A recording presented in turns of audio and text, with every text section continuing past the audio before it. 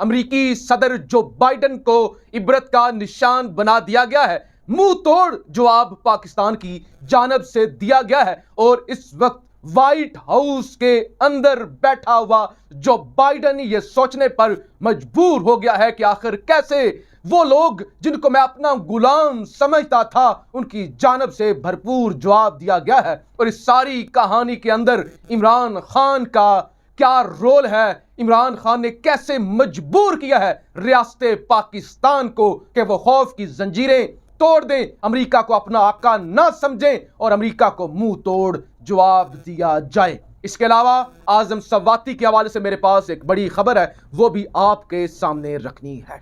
आज जिस तरह अमेरिकी सदर जो बाइडन की जानब से 22 करोड़ लोगों पर हमला किया गया, 22 करोड़ लोगों का सीना छलनी किया गया, दिल दुखाया 22 करोड़ का, 22 करोड़ की तौहीन की और 22 करोड़ को यह कह दिया कि ये खतरनाक लोग हैं, ये इंतहा पसंद लोग हैं, इनके एटमी असासे जो है वो महफूज नहीं हैं। तो जो बाइडन साहब ये 22 करोड़ शहबाज शरीफ जैसे नहीं हैं, ये 22 करोड़ मुहिब्बे वतन पाकिस्तानी हैं जो जान दे सकते हैं अपने मुल्क के लिए, जो मर सकते हैं अपने मुल्क के लिए, जो अपने मुल्क के लिए कुछ भी कर सकते हैं। और पूछिए हमारे दुश्मनों से, जरा पूछिए और तारीख उठाकर देखिए कि वह तमाम मुल्क जिन्होंने हमें कमजोर समझा, जिन्होंने हमें छोटा मुल्क समझा, और जब वो हमारे सामने आए तो हमने उनका क्या हाल किया, कैसे हमने उनको धूल चटाई। वो जो नाश्ता करने के लिए आए थे लाहौर, कैसे इबरत का निशान बनाए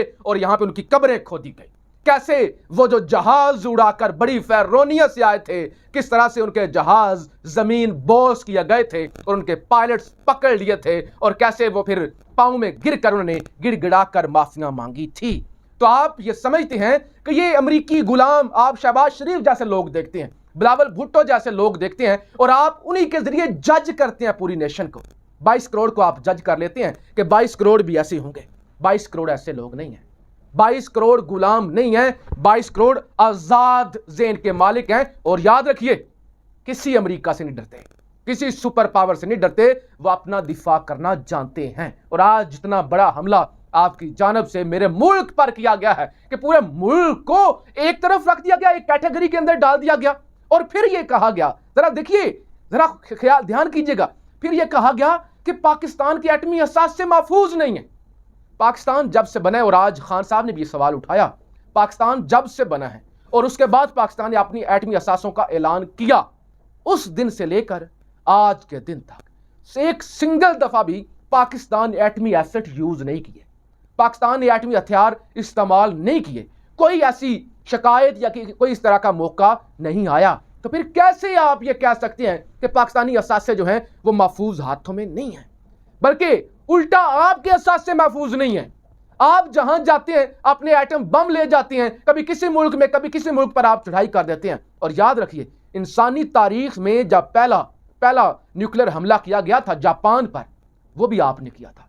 तो महफूज तो आप नहीं है, महफूज तो आपके एटमी हथियार नहीं है कि आप जिस पर चाहते हैं वो फेंक देते हैं, और इस बात का भी अंदाजा नहीं करते कि वहां पे कई दहाइयों तक जो बच्चे पैदा होते हैं वो माजूर होते हैं। तो पाकिस्तान ने आज तक इस तरह की कोई हरकत नहीं की। पाकिस्तान अपना दिफा करना भी जानता है, अपने हथियारों का दिफा करना भी जानता है, और पाकिस्तान की जब इज्जत पर हमला होता है, और बड़ी बदकिस्मती है कि ऐसे घटिया और बुज़दिल लोग जो हम पे मुसल्लत किए जाते हैं, पूरी दुनिया में ये हमारा तारुफ करवाते हैं, पूरी दुनिया में इस तरह से दुनिया को बताते हैं और वो जज कर लेते हैं। जब ये भीख मांगते हैं ना, तलवे चाटते हैं, तो जो बाइडन जैसे लोग, सर फिरे लोग, वो समझते हैं कि ये पता नहीं इतने जोगे लोग हैं।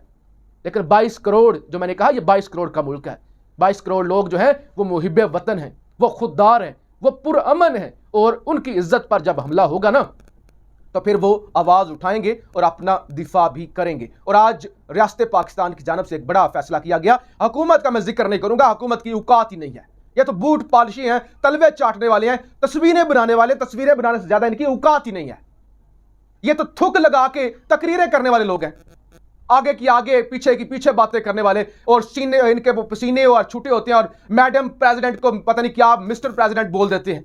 ये तो इस तरह के लोग हैं, तस्वीरें बनानी है और वो फेसबुक पे लगा के और आगे पीछे 2 नंबरी करके बताना है कि मैं लीडर हूं। तो इनसे नहीं, रियासत पाकिस्तान की जानब से आज जो अमेरिका को जवाब दिया गया है रियासत की जानिब से वाज़िया तौर पे कहा गया कि हम डी मार्च करेंगे, हम एहतजाज करेंगे, और रियासत की जानिब से जो फैसला किया गया कि अमरीकी जो सफीर है पाकिस्तान में, उनको हम तलब करेंगे, उनको बुलाएंगे, उनसे पूछेंगे किस बेस पर आपने कह दिया कि हमारे एटमी हथियार महफूज नहीं है, किस बेस पर आपके सदर ने 22 करोड़ के मुल्क को कह दिया कि ये खतरनाक लोग हैं, आप होते कौन हैं, आप हैं कौन। और इस सारे मामले के अंदर जो मरकजी किरदार है वो इमरान खान का है, क्योंकि जैसे ये स्टेटमेंट आई तो फौरी तौर पे इमरान खान की जानिब से सवालात उठाए गए, फवाद चौधरी की जानिब से आवाज उठाए गए, शीरी मजारी की जानिब से फौरी तौर पे अमेरिका को आईना दिखाया गया, अमेरिका को जवाब दिया गया कि आप होते कौन हैं, आप हैं कौन जो आप हमारे बारे में इस तरह की बातें करें। हमने दुनिया के अंदर कोई तबाही नहीं की, आपने तबाही की है। तो लिहाजा इमरान खान, और फिर देखिए ना जरा, आज इमरान खान सुर्खरू हुए हैं इस सारे मामले के अंदर, इस सारे क्राइसिस के अंदर। देखिए, ये कहते थे अमेरिका हमारा दोस्त है, वो कहता था अमेरिका दोस्त नहीं है, अमेरिका हमें अपना गुलाम समझता है। ये कहते हैं नहीं, अमेरिका के साथ हमारे बड़े मसाली ताल्लुकात हैं। उसने कहा मसाली ताल्लुकात कुछ नहीं है, वो सिर्फ आपको डू मोर कहते हैं। अब वो आपसे मांगते हैं और आप उनके सामने झुक जाते हैं और आप इसको दोस्ती कहते हैं, दोस्ती कोई नहीं है।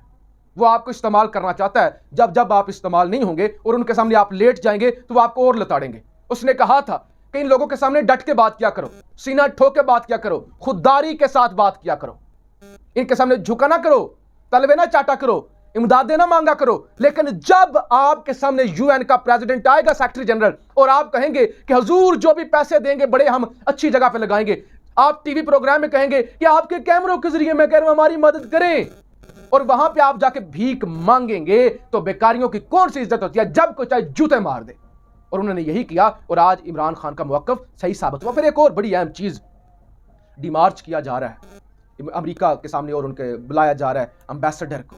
तो ये इमरान खान का बयानिया की बड़ी, मैं समझता हूं आज फतह हुई है कि जो लोग अपने गुलामों को ताबेदार लोगों के होते हुए इतनी बड़ी डिमांड कर देते हैं कि आपके एसेट्स महफूज नहीं है, इतने बड़े आपके मुल्क को यह कर देते हैं, उनके सामने जब एक टक्कर का वजीर आजम खड़ा होगा, एक लीडर खड़ा होगा, उम्मत मुस्लिमा का लीडर खड़ा होगा, उससे तो और ज्यादा तकलीफ होगी। उसको कितनी धमकियां देते होंगे। और उस वक्त जो साइफर आया था, कहते कुछ भी नहीं साइफर, ये तो मामूल की बात है। जो बंदे खुल्लम खुल्ला इस तरह वो बेधड़क होकर कहता है कि पाकिस्तान जो है वो खतरनाक मुल्क है और इनके हथियार, उनकी ये वो, बंद कमरों के अंदर वो किस तरह की धमकियां देते होंगे। बंद कमरों के अंदर क्या वो नहीं कहते होंगे कि हम आपको निशाने इबरत बना देंगे, रजीम चेंज फौरी तौर पर करें वरना ये आपको भुगतना पड़ेंगे नताइज। तो लिहाजा वो साइफर भी आज सही साबित हो गया, अमेरिका की धमकियां भी सही साबित हो गई, और अमेरिका किस तरह से पाकिस्तान को क्या समझता है और हम उनको बड़ा दोस्त समझते हैं, वो भी आज सारी की सारी सूरत हाल सामने आ गई। लेकिन जब सब कुछ हो रहा है, जब दुनिया के अंदर एक बड़ा मुल्क हम पे हमला कर रहा है, 22 करोड़ पर हमला कर रहा है, और ये छोटी बात नहीं है। इसके बाद आपके जब एक सुपर पावर कह रही है कि पाकिस्तान महफूज मुल्क नहीं है, खतरनाक मुल्क है, तो पाकिस्तानी शहरी जो बैरून मुल्क है उनको किस तरह से ट्रीट किया जाएगा। आप पासपोर्ट लेकर जब किसी एयरपोर्ट पर दिखाएंगे और ऊपर लिखा होगा इस्लामिक रिपब्लिक ऑफ पाकिस्तान, आपके पासपोर्ट को कितना मशकूक करके देखेंगे, पहले ही मशकूक नजरों से देखते हैं। आपको किस तरह से वो किस तरह से आपके लोगों को मजीद वो आप पर सख्ती करेंगे। लेकिन ये दुनिया में हो रहा है, मजाक बन रहा है, आपके एटमी असासों पर उनकी नजर है, वो आपसे असासे छीनना चाहते हैं और आप पर वो इस तरह के घटिया इल्जामात लगा रहे हैं।